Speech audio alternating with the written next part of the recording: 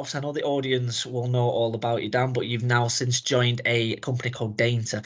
And what we will be discussing today is all about scaling up security teams fast in what is supposedly a skill shortage sector. But before we get into it, could you give the audience a bit of an update to yourself, if that's okay? Yes, certainly. So yes, last time we spoke, I was in the NHS within one of the arm's length bodies called Blood and Transplant.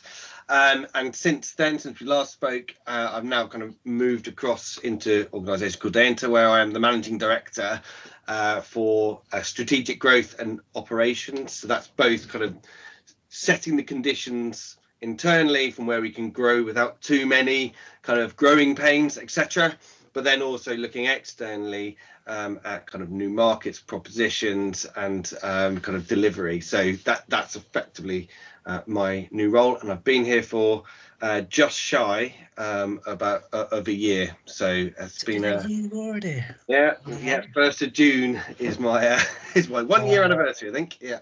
That is mental. So, tell us what Daintta do then.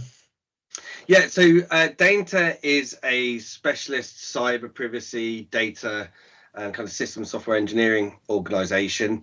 We are overwhelmingly kind of professional services, if you want to put that kind of label on it, kind of outfit, and we focus primarily at the moment in kind of the public sector, right? Our mission statement, mission statement, if you will, is basically in a complex digital world, we enable the change that truly matters. So we're very much kind of pivoting around those kind of mission critical, kind of forward-leaning agendas that public sector has, from kind of central government, etc., through to NHS and the kind of the energy national infrastructure, all those kind of areas. That's where heritage of most of our people come from, and we've always loved being part of that kind of broader mission that's bigger than ourselves.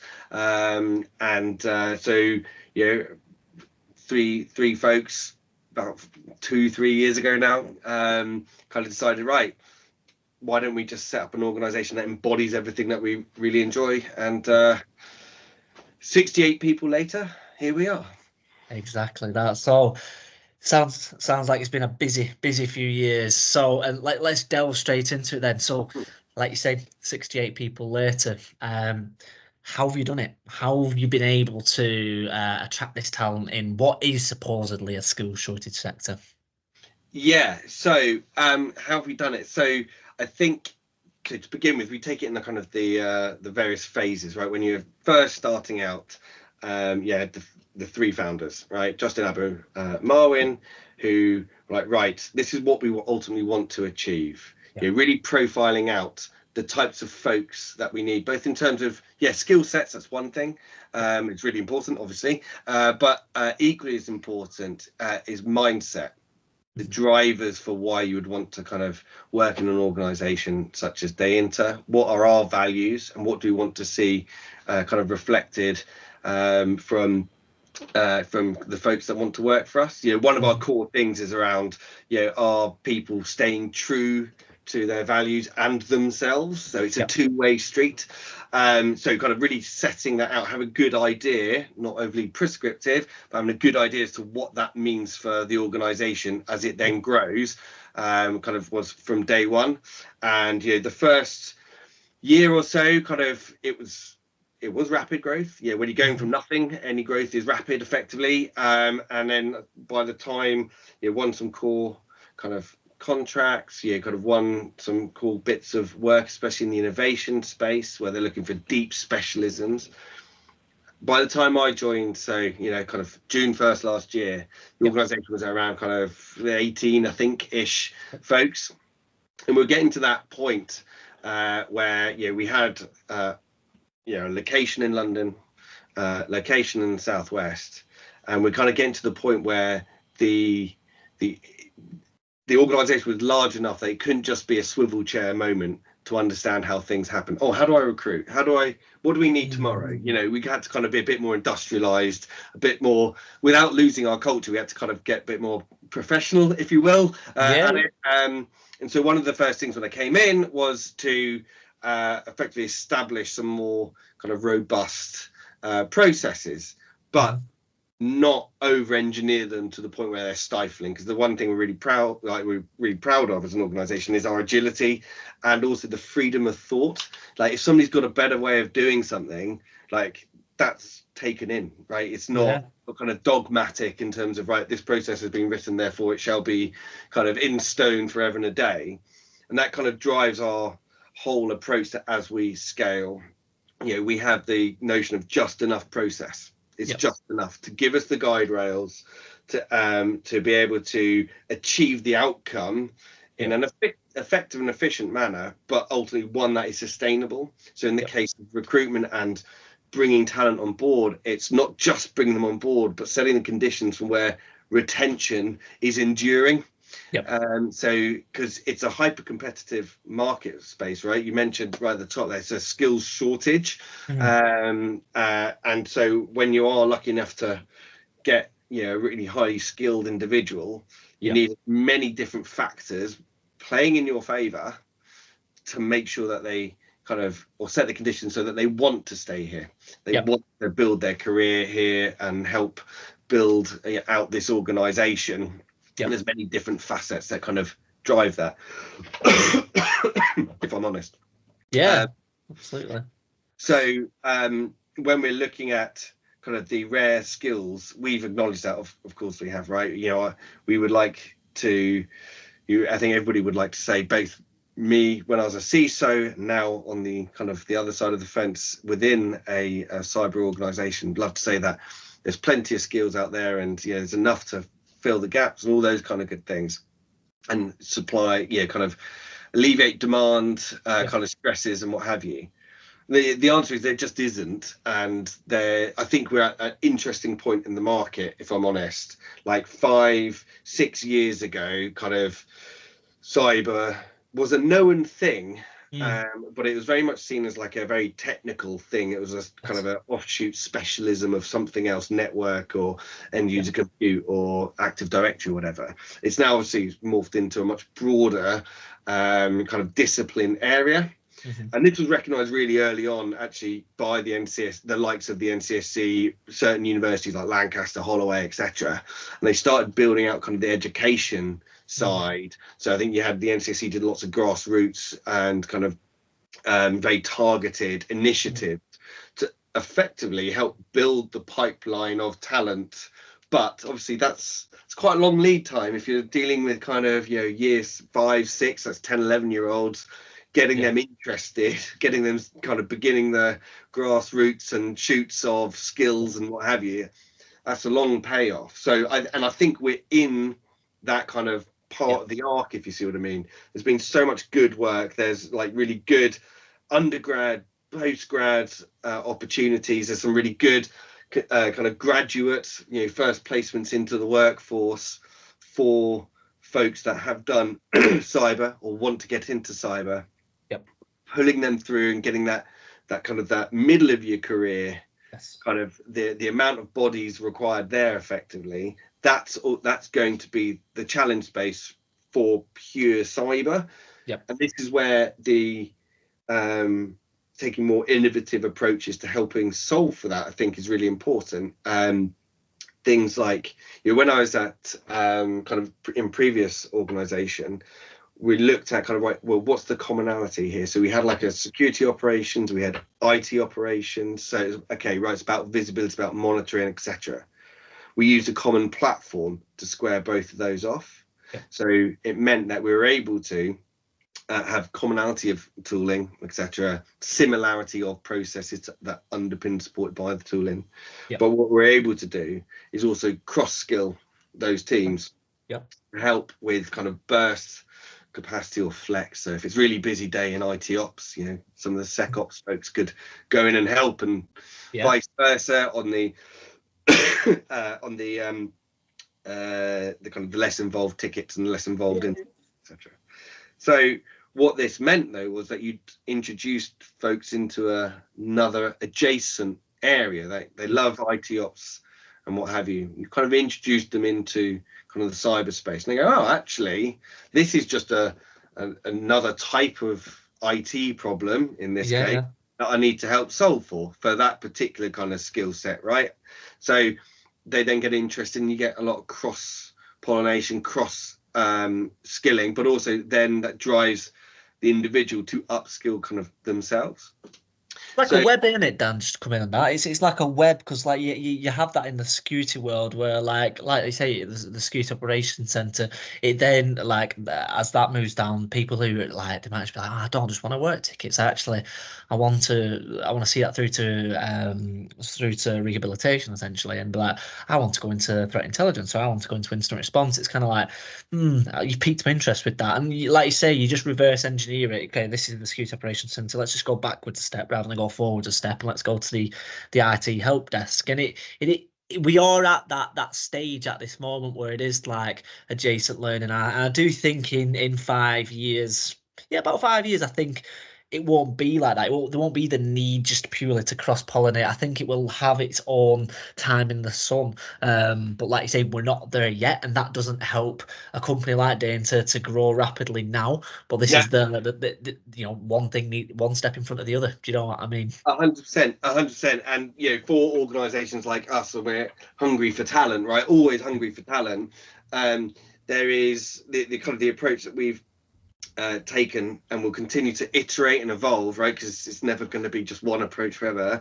Is so we are, most of the folks that are of manager, senior manager and above grade, or a significant portion of them, have a lived experience. They've been on the other side of the fence operationally, or they've run a GRC team within an organization. They've run some form of security strategy function or architecture function within a gov department, whatever it may be. They've kind of come over on the other side because, for whatever reason, they've done their part within the public sector for the time being. They want to come and work, but they don't want to lose that mission orientated approach. So they've come to an organization that kind of echoes their own values and supports that. So we have these really highly kind of like specialist individuals, operating in a new new environment. They've gone from public to private, which has, there are learning curves, etc., involved with that. But equally, then bring in folks from kind of broader, the kind of professional services industry who want to work in a smaller, more nimble organisation, who bring their own skills, which can cross-pollinate and fertilise with the those with the lived experience, and then vice versa. So you have effectively in the organisation training.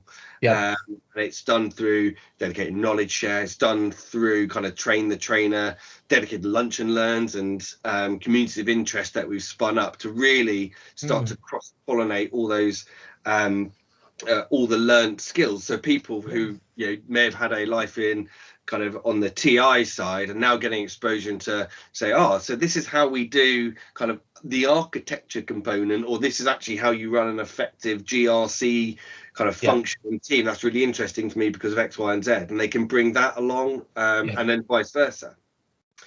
But the other approach as well is then, right, so that's great for kind of the middle to the top end of your pyramid or your organization. What do we do about kind of the graduate, the more entry level folks? And that is a genuine challenge for an organization like us, because the much more established household kind of names, as it were, they've got fantastic, and I mean this genuinely, fantastic graduate programs, right, which provide amazing training opportunities, support, and all those kind of good things, but they're not for everybody. Right.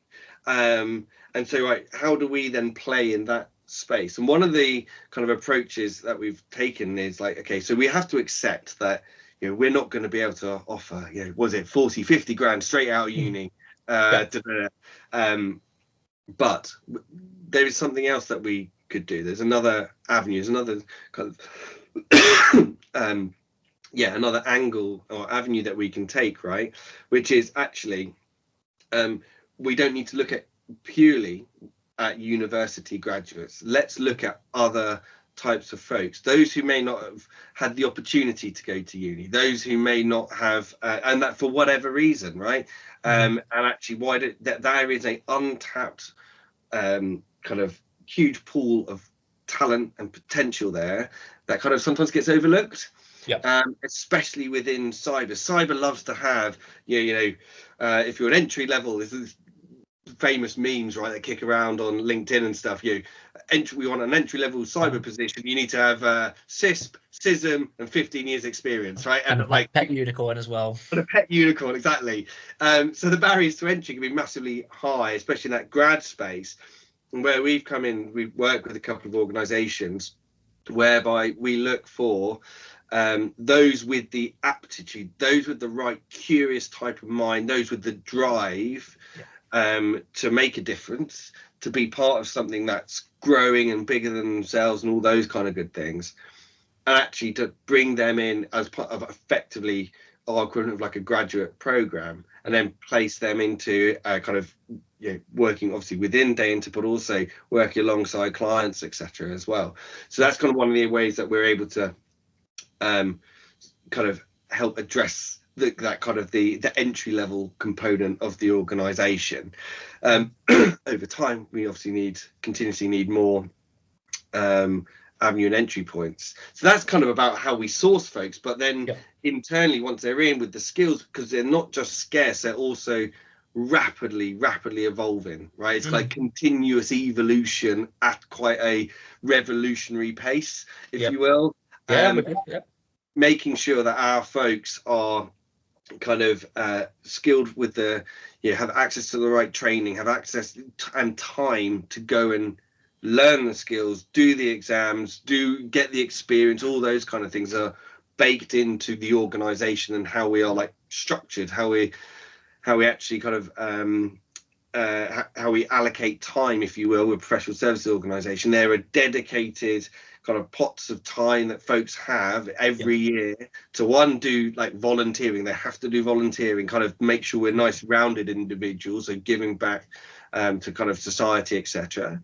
But then also rounded as individuals professionally by ring fencing meaningful chunks of time to go and do some training. And that could be anything from self-taught reading and online courses, what have you, through to formal training and doing the exams, the accreditations, badges, and all those kind of good things. Just to come in on that, Dan, it's like, because one of my key questions, and you're answering it right now, I just want to highlight that for anybody that's listening, is because it is such a challenge these days to attract the right talent, but it's people overlook the fact that it wouldn't be such a challenge if you learn how to retain your talent as well. And a lot of what you're saying right now is like, look, when you're through our door, we're going to look after you. We're going to give you the opportunities to rise through the bandings of, like you say, consultant to manager to senior manager, whatever it might be. But then also, like you say, it's you're fully aware with the fact that the industry, it is very certificate heavy, and therefore we will play the game. And therefore, if you need to get the study out of there, we will help you do that as well, because in return, you know that if you're helping your workforce, putting them through certifications, yes, you'll get some people that will leave and they will get like a 20-30 grand bump. That happens, that's life. But if you're from the outside looking in, and from me being a recruiter, when I'm saying like, look, there's organizations that help put you through certifications, time allocated, there might be some funds allocated as well. It's a big selling point. It's a very, very big selling point, because they're not cheap, these certifications anymore. No. So yeah, culture's a big thing, and you're clearly addressing it right now in how you're protecting your workforce. Yeah, and that's it. And it's I mean, we can have a conversation around, should cyber be so cert heavy? Is there I've had it, Daddy. Yeah, okay. It's maybe a bit of a bugbear of mine, because anyway, about how cert heavy it is, time and place and all those kind of things, but not everywhere all the time for everyone. But so you're right. It's we've always kind of like viewed this, right, and actually pretty, even when I was in public sector, and when the other guys and girls who like manage and senior leadership were in their previous roles as well, one of the things that kind of unites us, bonds us, and kind of the common thread and theme is investment in people. And everybody says it, right? We invest in people, but actually doing it, saying it, word and deed, saying it and doing it, two very different things. And this is why we've done trade-off of, like, if you're anybody's in professional services, it's a time kind of orientated, resource orientated model, right? If there are 220 weekdays in the year, and then you take off holiday, etc., that is the amount of time that I should be aiming to bill, right? And that's fine for the huge organizations, etc. Because they can deal with churn and turnover and and all that kind of the effects that come with that. With smaller, more specialist, more focused, dare I say, I'm not detracting from the larger organizations. I'm just saying that the difference here is we don't, even if that was a luxury we could have, it's not one that we would necessarily want to avail of, because we want our staff, we want our folks, our employee, people who've kindly invested their potential in us as an organization, to have the time from which and the means from which that potential can be realized. And that's not just in terms of doing really cool projects, really meaningful work with really interesting clients. That's a big component. But it's then the other stuff as well, because somebody might say, actually, I'm doing this really awesome thing, and it's a privilege to be part of that. But actually, I also now want to test my skills and develop my skills in this other thing over here. And we want to provide the environment, the operational space, etc., for them to be able to do it in a manner that doesn't get them penalised from a utilisation perspective come the end of the year, etc.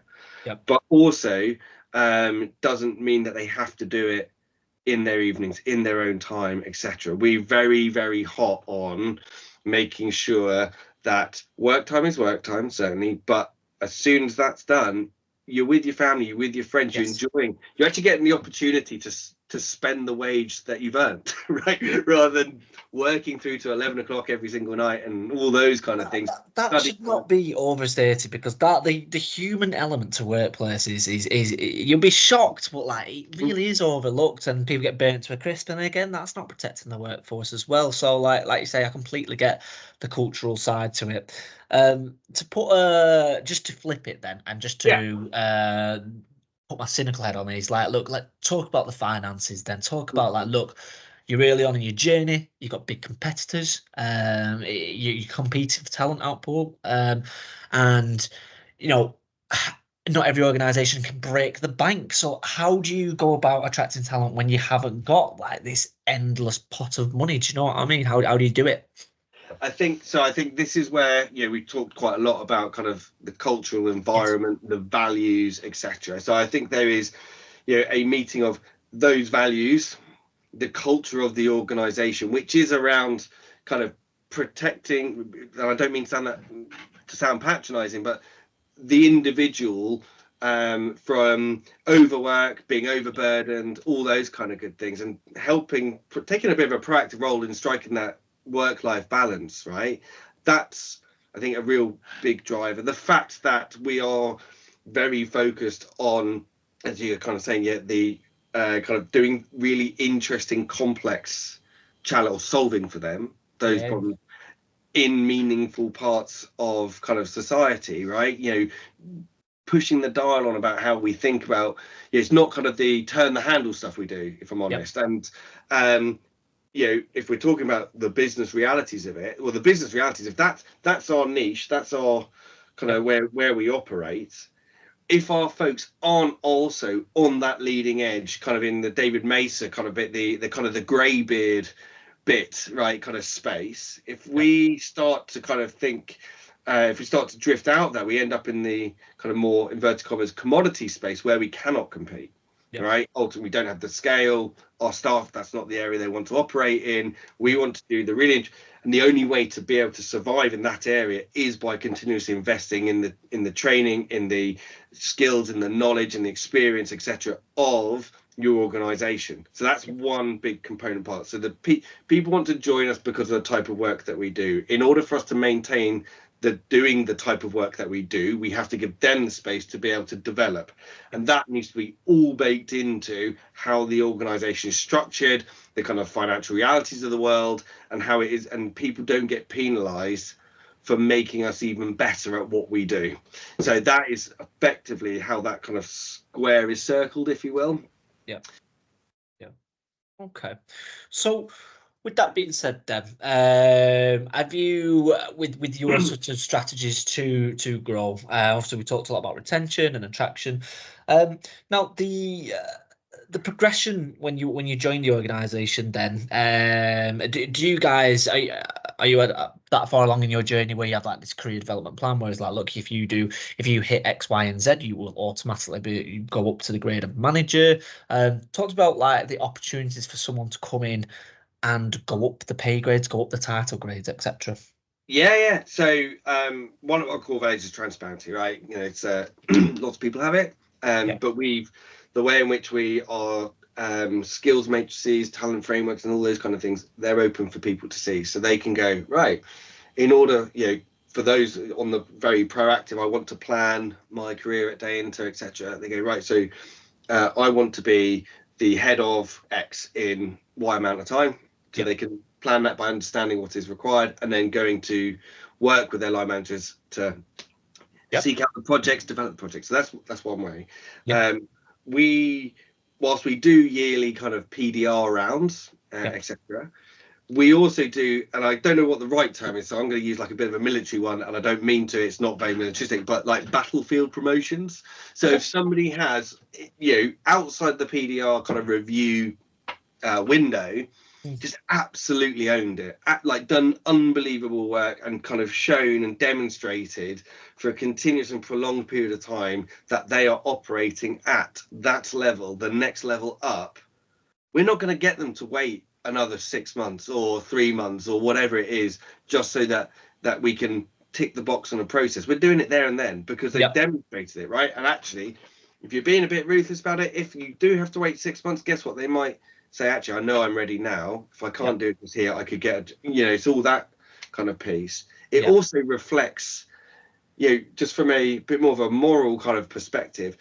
somebody is operating at the grade above and is absolutely deserves yep, the financial reward or whatever it may be that comes with operating at that grade above. Let's just do it now, because then yep, they can enjoy another however many months it is before the PDR round where they'd been otherwise. Let's do that now. It drives the right behavior. It is just also the right thing to do.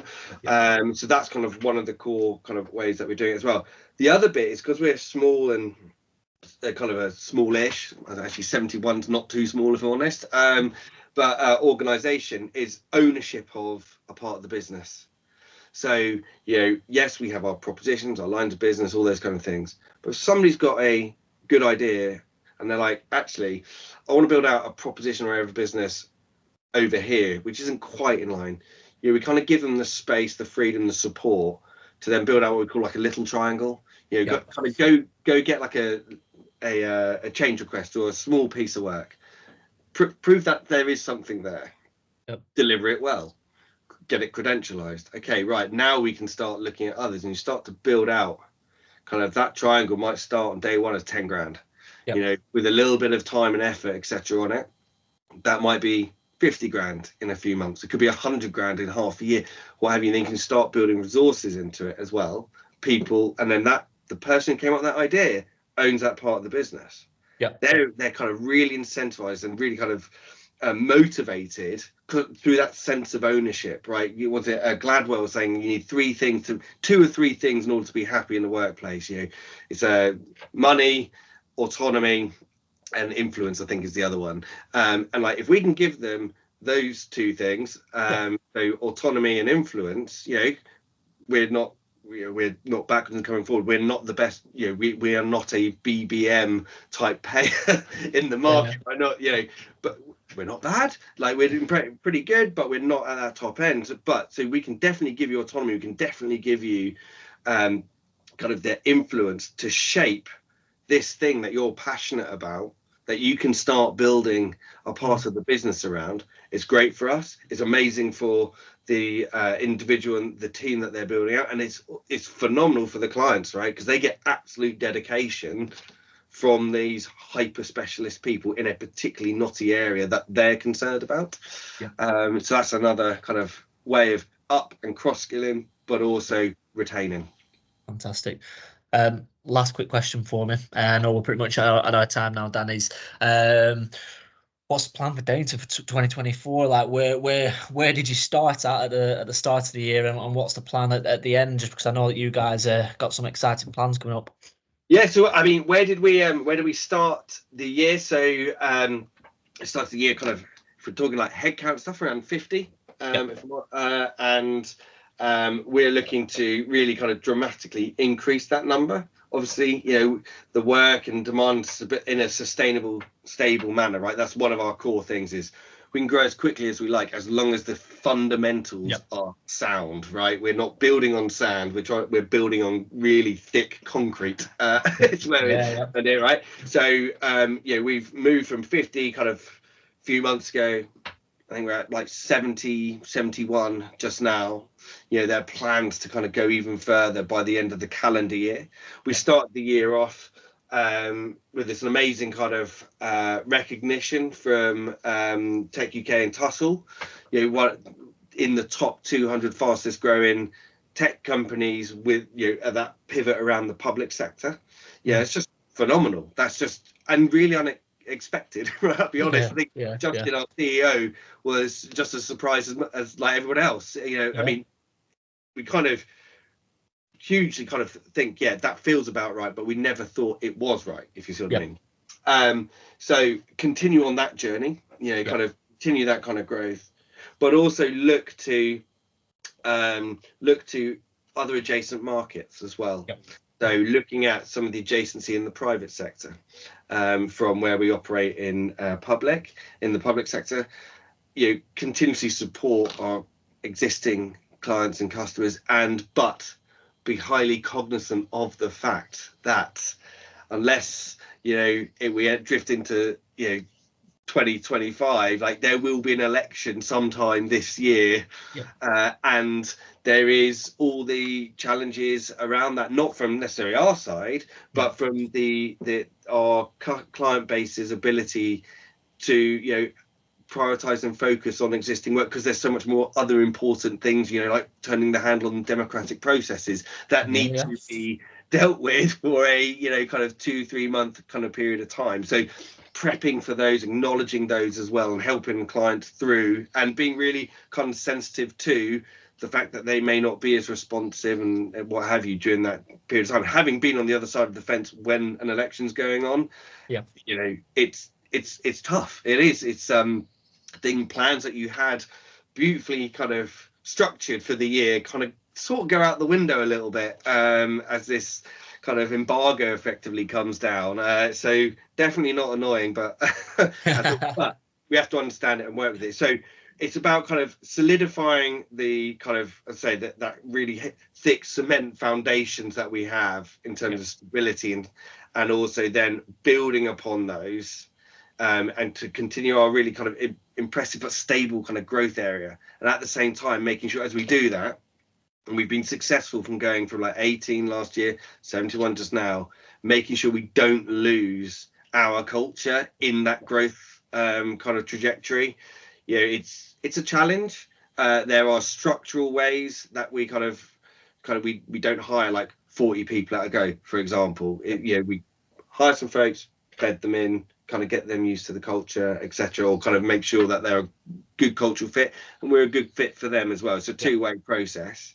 But one of the other pieces as well is making sure throughout the recruitment process, in fact, from the point of advert onwards, continuously testing, continuously assessing both ways, them to us and us to them, that there is that value alignment, because the culture is literally the most important part. It's like that real kind of the pin in the middle of the wheel that keeps everything going around.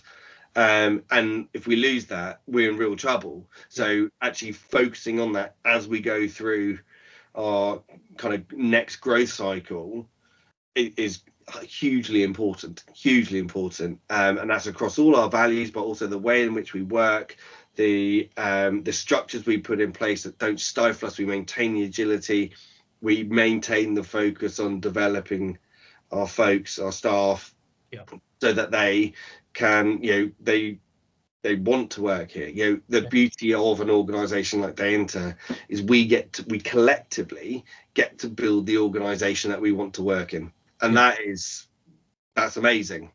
And that is like a huge part of the privilege of being in an organization like this, especially at this point in our journey, is we get to play a big part in that.